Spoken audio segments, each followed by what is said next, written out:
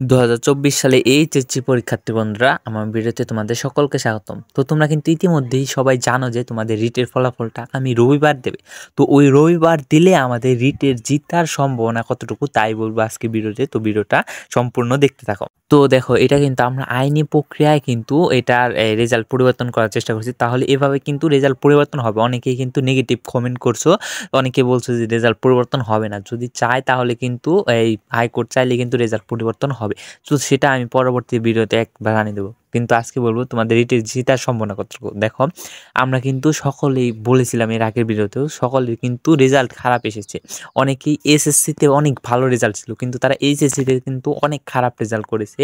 তো তাদের কিন্তু এই অভিযোগ আছে রেজাল্ট নিয়ে। তো আমাদের বেশিরভাগই আমরা আছে 80% শিওর আমরা রিটের মধ্যে জিততে পারি। আমাদের কিন্তু জিতার একটা চান্স আছে, কারণ অনেকেরই রেজাল্ট এসএসসিতে ভালো ছিল কিন্তু এসএসসিতে খারাপ। তো আমাদের রিটের কিন্তু জিতার চান্স অনেক বেশি। তো রিটের রেজাল্ট আসলে কিন্তু আমি তোমাদের ভিডিও আকারে সেটা জানিয়ে দেবো যে তোমাদের কি পজিটিভ ফলাফল আসলো নাকি নেগেটিভ ফলাফল আসলো। তো সেটা কিন্তু আমি পরবর্তীতে ভিডিওর মাধ্যমে জানিয়ে দেবো। তো আপাতত ভিডিওটা লাইক করে সবাই চ্যানেলটাকে সাবস্ক্রাইব করে পাশে থাকা বেল আইকনটা ক্লিক করে রাখো। তো আজকের মধ্যে এখান থেকে বিদায় নিচ্ছি, আর ভিডিওটি সম্পূর্ণ দেখার জন্য অসংখ্য ধন্যবাদ।